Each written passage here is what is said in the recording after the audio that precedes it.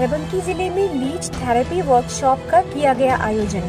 Leech therapy क्या है, हिजामा और लीच थेरेपी में क्या फर्क है, किन किन बीमारियों में फायदेमंद है और इसके क्या साइड इफेक्ट्स हैं, कोई साइड इफेक्ट्स हैं भी या नहीं। लीचेस में जो जोंकें होती हैं वो अप्लाई करते हैं, वो ब्लड सक करती हैं, उसके नतीजे में वहाँ पेशेंट को हीलिंग होती है। जोंक थेरेपी से होता है कई बीमारियों का इलाज। जाने कैसे की जाती है ये थेरेपी। इंडिया में प्राचीन समय से ही जोंक थेरेपी से ट्रीटमेंट किया जाता रहा है। खून से जुड़ी समस्याओं को दूर करने के लिए जोंक से इलाज किया जाता है। लीच थेरेपी में जोंक को शरीर के उस भाग पर रखा जाता है जहां समस्या होती है। इंडिया में प्राचीन समय से ही जोंक थेरेपी से इलाज किया जाता रहा है। खून से जुड़ी समस्याओं को दूर करने के लिए जोंक से इलाज किया जाता है। जोंक खून चूसने के दौरान खून में हिरोडीन नामक रसायन को मिला देती है। ये रसायन जोंक की लार में पाया जाता है। हिरोडीन रक्त को जमने नहीं देता। इसके अलावा जोंक मरीज के शरीर में कई अन्य पेस्टिसाइड छोड़ती है जो गैंग्रीन से ग्रसित अंगों में ब्लड सर्कुलेशन शुरू कर देता है। यही नहीं, इन रसायनों की वजह से घाव भी बहुत तेजी से भरता है। जोंक थेरेपी कैसे की जाती है इसके बारे में पूरी जानकारी हम आपको देंगे। हमारे साथ मौजूद हैं डॉक्टर SM अब्बास जैदी साहब, जो कि काफी मशहूर डॉक्टर हैं। आइए जानते हैं इस बारे में पूरी जानकारी। थेरेपी और हिजामा और थेरेपी, इन तीनों में क्या अंतर है? देखिए, ये यूनानी सिस्टम ऑफ मेडिसिन में 3 मोड्स ऑफ ट्रीटमेंट हैं। नंबर 1 जो है वो डाइटोथेरेपी एंड रेजिमिनल थेरेपी होती है। तो रेजिमिनल थेरेपी में ज़्यादातर चीज़ें जो हैं हमारी वो प्रोसीजर बेस्ड थेरेपीज होती हैं, तो उसी का पार्ट है लीच थेरेपी। हिजामा का भी उसी का एक पार्ट है। हिजामा डिफरेंट है। हिजामा पे कप्स लगाए जाते हैं और स्किन में सक्शन क्रिएट किया जाता है।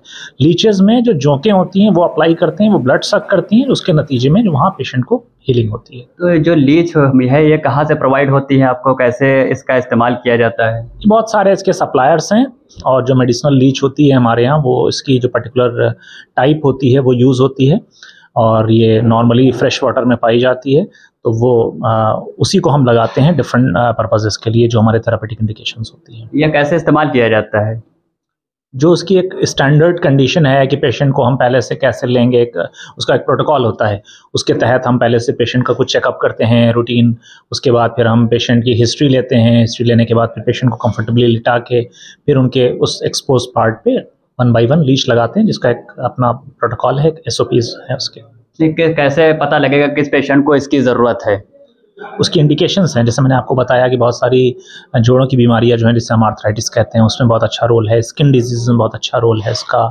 डिफरेंट आई डिजीज़ हैं, ईयर के प्रॉब्लम्स में हैं, बहुत सारे हार्ट की प्रॉब्लम्स में, हाइपरटेंशन में यूज़ होती है और बहुत सारी इसकी इंडिकेशंस हैं। इसके अलावा वेरिकोज वेन है, हेमरॉयड है, तो ऐसी बहुत सारी इंडिकेशन है जिसमें बहुत अच्छा इसका रिजल्ट मिलता है पेशेंट्स। ये जो लगाई जाती है लीच, ये लगभग कितनी देर तक पेशेंट में लगाई जाती है और इसका क्या कोई साइड इफ़ेक्ट है या नहीं है?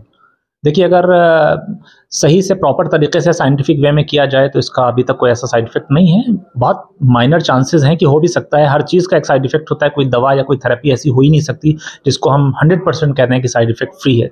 बट कंपैरेटिवली कह सकते हैं कि बहुत सेफ थेरेपी है अगर साइंटिफिक हैंड्स में और एक प्रॉपर अंदाज में की जाए।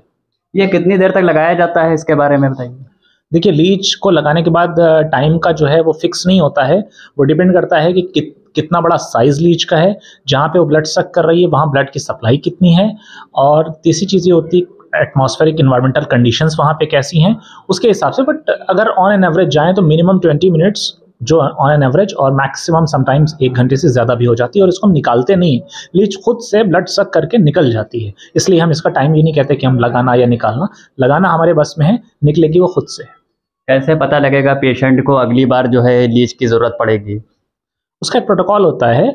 उसमें जैसे फॉर एग्जांपल आर्थराइटिस का पेशेंट हमारे पास आया जोड़ों की बीमारियों का, तो उसमें हम पेशेंट के हिसाब से देखते हैं कि आज हमने उनको 3 लगाई, अगली सिटिंग कितने दिन के बाद बुला सकते हैं, 1 हफ्ते के बाद बुला सकते हैं, उसकी हीमोग्लोबिन वगैरह ठीक है, 15 दिन बाद बुला सकते हैं। दोबारा हमने सिटिंग की, कितना इंप्रूवमेंट हो रहा है, उसके हिसाब से फिर सिटिंग अपने हिसाब से कम करते जाते हैं या नंबर ऑफ लीचेस कम करते जाते हैं। तो वो एक डॉक्टर के ऊपर डिसीजन पर डिपेंड करता है उस वक्त के।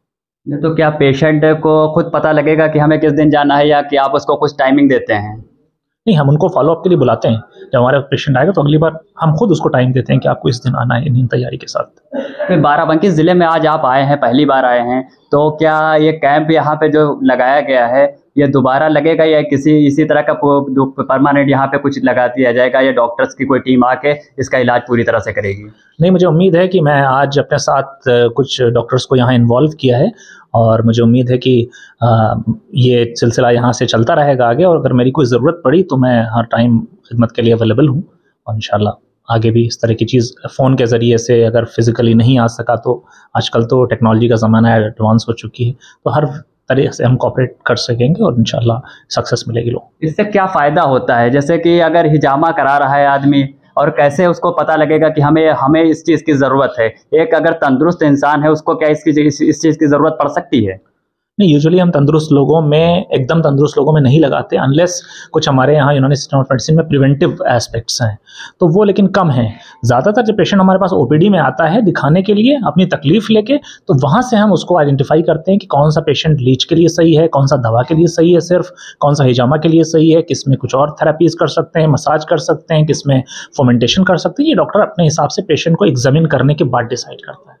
डॉक्टर उस्मानी साहब के द्वारा ये लगकर काम किया गया है, तो क्या ये डॉक्टर जैदी साहब जब यहाँ से चले जाएंगे तो इलाज को आप करेंगे क्या? बहुत अच्छा आपने सवाल पूछा है। देखिए, ऐसा है कि जो लीच थेरेपी है वो हमारे यहाँ 2 डॉक्टर्स जो हैं उनको अभी ट्रेन भी कर दिया गया है, उनको वो पढ़ भी रहे हैं और पहले से भी कुछ कर रहे हैं। तो वो लोग जब इन जो पेशेंट्स हमारे हुए हैं इनको हफ्ता 15 दिन में जैसा भी होगा हम लोग देखेंगे, उसको फॉलो करेंगे। वो जो 2 डॉक्टर्स हैं वो इनका जो है ट्रीटमेंट करेंगे और फ्री ऑफ कॉस्ट करेंगे।